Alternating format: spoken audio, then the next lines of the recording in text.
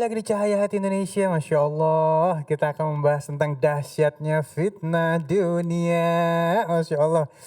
Yuk sama-sama kita introspeksi diri, masih adakah kebiasaan mulut kita untuk fitnah orang lain? Naudzubillah min dzalik, jangan sampai ya. Baik Kiai, banyak banget yang bikin abu-abu. Saya sih nggak fitnah, emang fakta. Gitu Allah, kan. Allah. Iya, aku tuh nggak pernah fitnah loh, ada datanya kok. Ya, tapi tetap aja ngomongin orang gitu kan ya.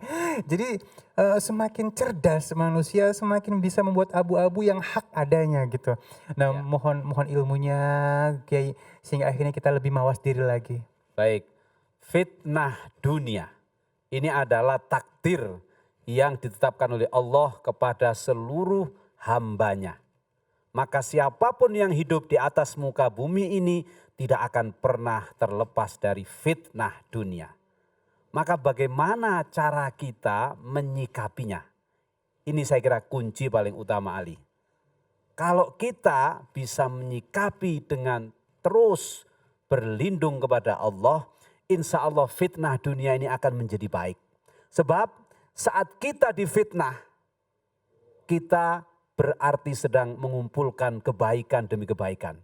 Mengumpulkan pahala demi pahala sekaligus menghilangkan dosa dan kesalahan kita.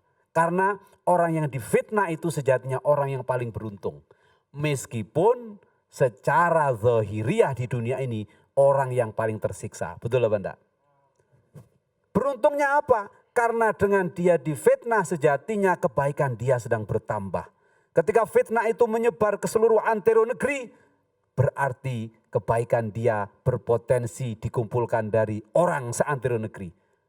Keburukan dia dihapuskan oleh orang-orang yang memfitnah dia. Karena keburukannya ditarik oleh orang-orang yang menebar berita bohong, berita hoax dan fitnah-fitnah itu. Ini satu kebaikan, satu hikmah dari fitnah. Tetapi kalau bisa jangan pernah kita mau difitnah. Karena fitnah itu berat. Sampai-sampai Al-Quran mengatakan al-fitnatu asyaddu minal qatl. Fitnah itu lebih kejam daripada al-qatl, pembunuhan. Kenapa? Orang kalau sudah dibunuh, selesai. Dia nggak denger lagi. Betul apa enggak? Tetapi orang yang difitnah, kalau dia tidak melakukan zina lalu dituduh berzina. Dia tidak melakukan korupsi, mencuri, tapi dia dituduh korupsi dan mencuri. Sementara dia masih hidup, bergentayangan. Anaknya pun merasakan pahitnya akibat fitnah. Na'udzubillahi min dzalik.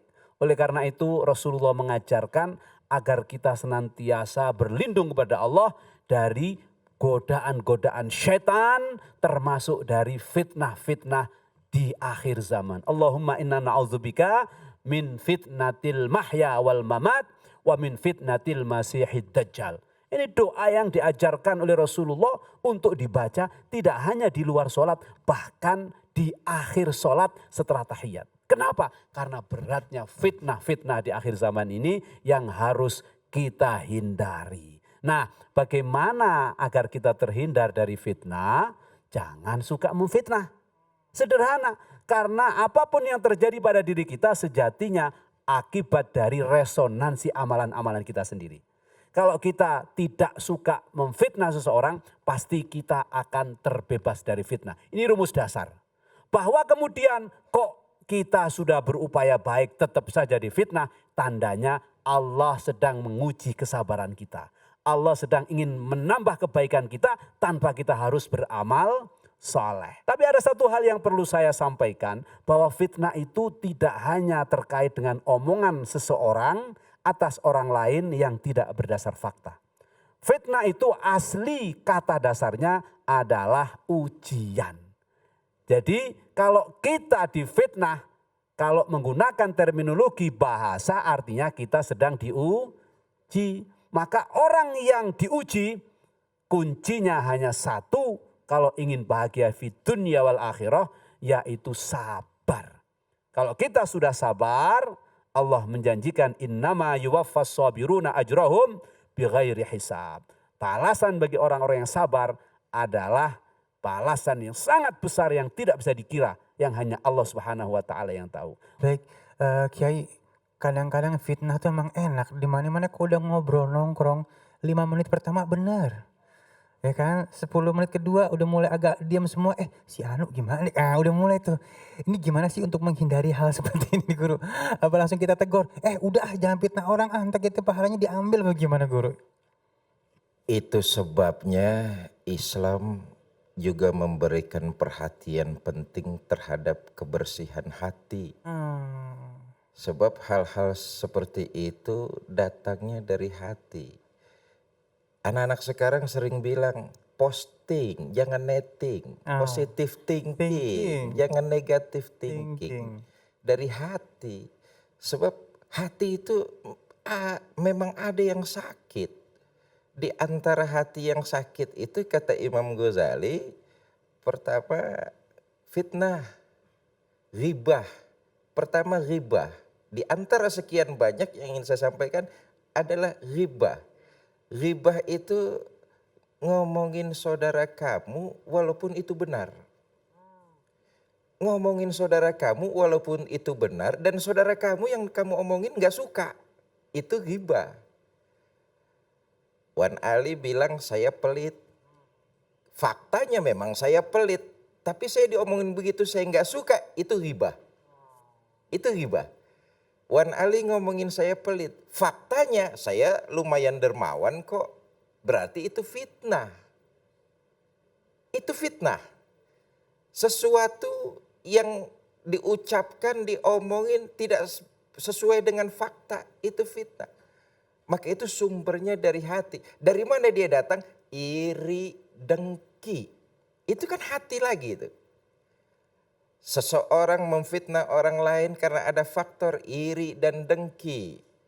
Atau karena ada sesuatu yang dia tuju. Dalam satu kantor misalnya perebutan jabatan, kasak kusuk, jilat atas, injak bawah, sikut kiri kanan. Praktek fitnah, praktek ghibah ada melingkar di dalamnya.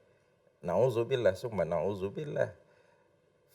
Ghibah, namimah. Namimah itu bawa-bawa kabar. Wan Ali datang ke saya lalu ngomong, Fikri, Kiai Nur Hayit ngomongin sampean, katanya sampean nggak berani, sampean pengecut. Lain saat Wan Ali datang ke Kiai Nur Hayit ngomong lagi, Kiai kata Ustadz Fikri, Kiai orangnya pengecut, ngadu domba. Ya Allah. Supaya hubungan kami pecah. Provokator kalau sekarang nih. Bawa kabar-kabar bohong. Dan itu azabnya, dosanya luar biasa. Maka tadi yang dikatakan Kiai Nur Hayit, simple aja kok. Kalau nggak mau dicubit, jangan nyubit orang. Kalau nggak mau ditabok, jangan nabok orang. Kalau nggak mau difitnah, ya jangan fitnah orang. Tapi saya yakin kok, itu tadi apa yang dikatakan oleh Kiai Nur Hayit, saya yakin dengan agama. Kalau ada yang difitnah, sesungguhnya adalah mengurangi dosa kita, memperbanyak pahala kita. Sebab begini, jangan pernah kita mengklaim kita masuk surga karena sholat kita. Jangan pernah mengklaim kita masuk surga karena puasa kita. Saya yakin benar itu tercampur ria. Presentasinya ya masing-masing kita yang tahu. Tapi wallahu a'lam, dari ujian, dari fitnah, ujian itu yang menempatkan kita maqam mahmuda, bisa meraih tempat mulia di sisi Allah Subhanahu wa taala. Wallahu a'lam bishawab. Masya Allah ya, sampai dijuluki fitnah akhir zaman. Artinya saat ini kita ini hidup di zamannya fitnah. Mudah-mudahan zamannya fitnah, tapi kita tidak termasuk dari golongan orang yang suka fitnah ya. Baik, jamaah yang dimuliakan Allah Subhanahu wa taala, seperti biasa saat lagi kita akan ngaji yuk bersama Ustaz Syam ya. Siapin Al-Qur'annya. Jangan kemana-mana, tetap bersama kami di Cahaya Hati Indonesia.